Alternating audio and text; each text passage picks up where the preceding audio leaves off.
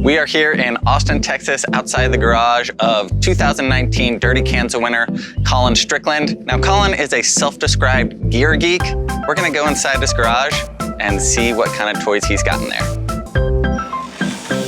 Hey, Colin. Hey, Ian. How you doing, man? How are you? Doing good. Welcome to my garage.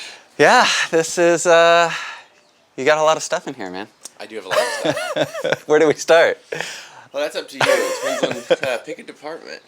Let's start with your Dirty Kanza bike. So you got this bike how long before you won Dirty Kanza? 1 week before we got this built up. They rushed him out of the factory for Kevin Gherkins, my teammate, and I. And we spec'd him out with Shimano and NV components and got them put together, got a few test rides on them out east of town. And they performed great, so we were confident going into the race, even on just a week of riding them. And what are sort of the special things about this bike that make it unique and you think assisted you in dominating Dirty Kanza? All right, well, let's see. This is Allied's dedicated one-by frame.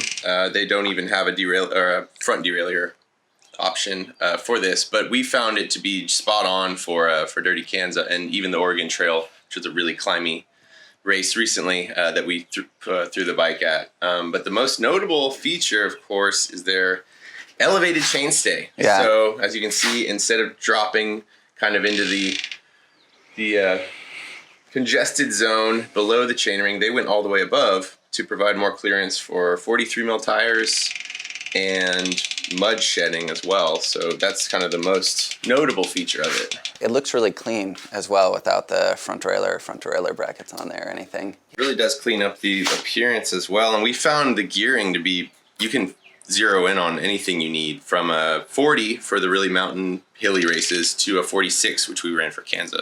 Wow. What size tires are you running on here right now? We go with the maximum clearance tires we can for a race like Kanza. So 43, the Specialized Pathfinder 43, tubeless, of course, tires is what we ran, and they're mounted onto NV G23 rims at the moment. And these rims are like brand new for gravel riding, racing? That's correct. The G23 is NV's new gravel specific rim.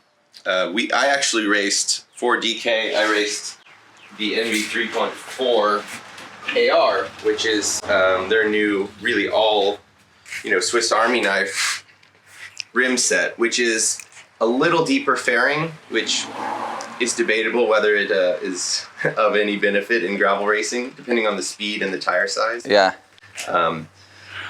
It just gives me a little extra confidence in the speedy sections of the course. So this is the all-road. It's pretty much the Swiss Army knife bike. It can clear up to 38 mil tires. This right now is running some 28s, set up tubeless on these Swiss Army knife 3.4 AR NV rims.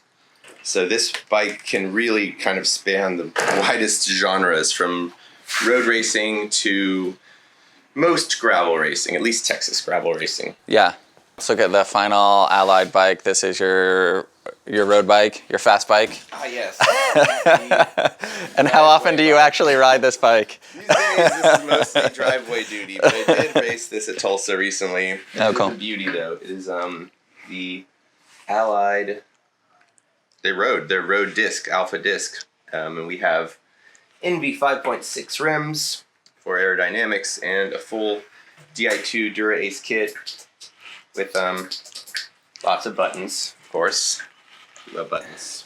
And then, like, how much of your own mechanic work do you do and how much happens at a shop? Like, there's a lot of cool little things, just even like shrink wrapping your timing chip there. Yes. This is why I enjoy building these bikes specifically. Now that they're Di2, it's pretty straightforward. So it's really just a process of running plumbing and wiring, like remodeling a house. So I just plug away at them myself, and it takes a couple of tries to get the system really dialed, and the ins and outs of the routing and everything. But I prefer building all my own bikes because I do like the little detailed pieces.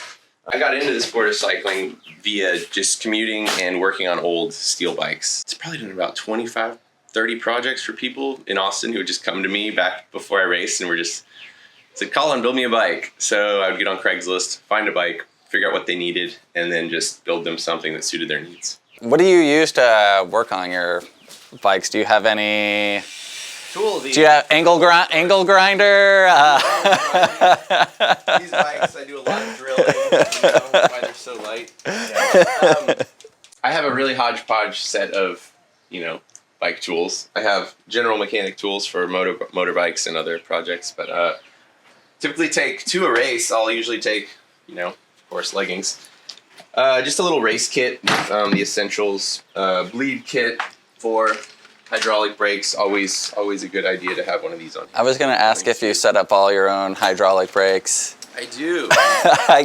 When I get new bikes, it comes with these things, and I didn't even know what that was for.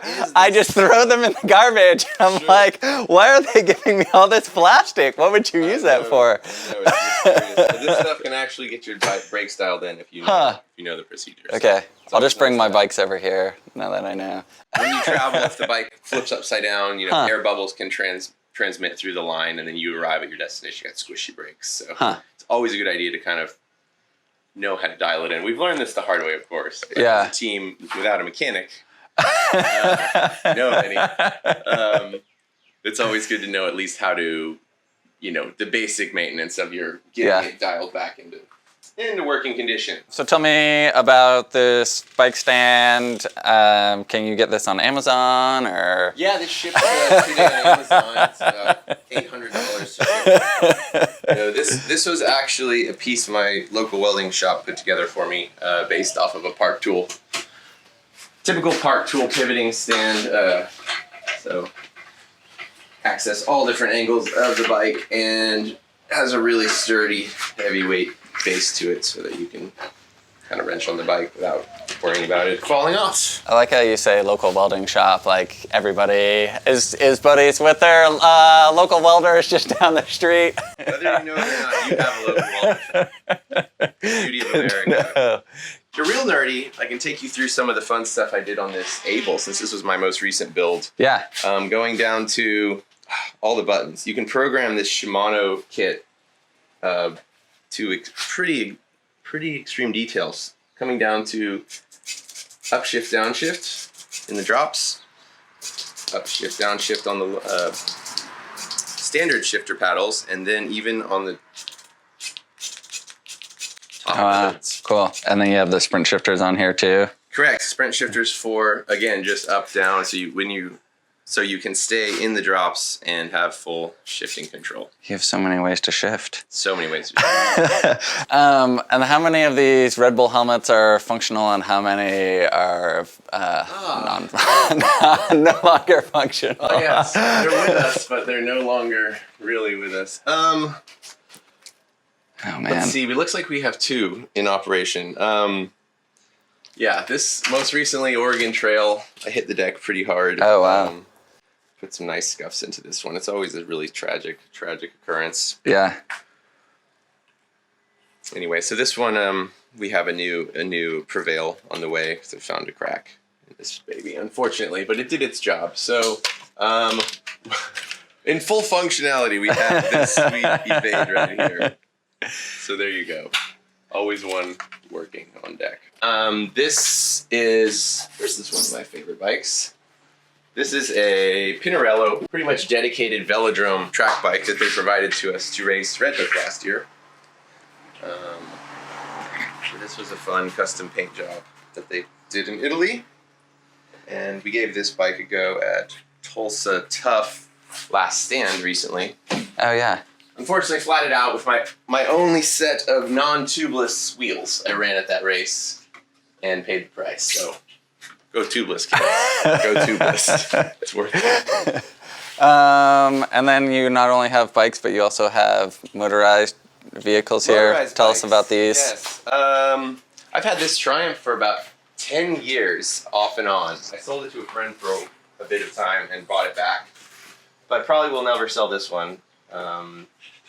It's just a really easygoing, sweet reissue of the classic Triumphs from the 60s. It's technically a scrambler, so it's a little taller stance and can get you through a little dirt if you want. But speaking of real dirt, this is a BMW touring bike that I acquired when I broke my pelvis last. After breaking my pelvis last fall.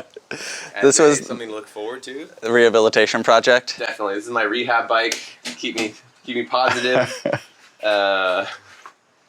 So yeah, this bike is designed to just take you places far away and carry a bunch of stuff. Huh. In doing so. So I have not taken this on a proper adventure yet, but it grew up in Dallas with a Episcopalian preacher owner. So I know this bike was well behaved, and looking forward to taking this to New Mexico, West Texas. How long have you been riding motorcycles? I was into motorcycles before I got into bicycles. So since about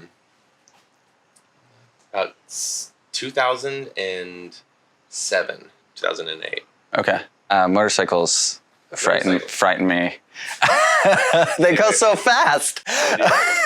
I mean, is this contractual? Is this contractual? This is necessary some mornings. All Red Bull athletes have to have an internally lit Red Bull It's very important cooler to keep the stocked motivation at all high. times. Motivator, sometimes. Take us through your decorations, some of your awards and trophies and everything here. So I've collected a lot of Red Hook Crit paraphernalia, as you can see, Yeah. over the years. I had a long run participating in that race.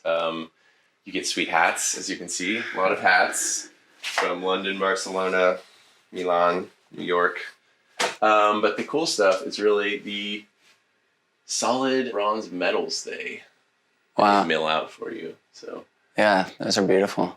Is that your most prized possession, or? in terms of an actual prize or memorabilia for winning a race, I do like these because they're compact and portable and have a nice weight to them. Yeah. Dirty Kanza plaque, belt buckle, probably my favorite, represented the most work, accomplishment, so I got that mounted up. Hidden in this pile of roughage is a 2018 Top Male Gravel Worlds Saber. So this was the big prize for that race, which is pretty rad. Home invasion defense and pirate costume. Can we see it fully unsheathed? Wow. That's engravement. That is very sharp. This is like a real sword. It is a real sword. It is a real sword. All right, Colin. Well, thanks for showing us your garage. Absolutely. I'm gonna take this sword and go find some pirates. Here you go. Thanks.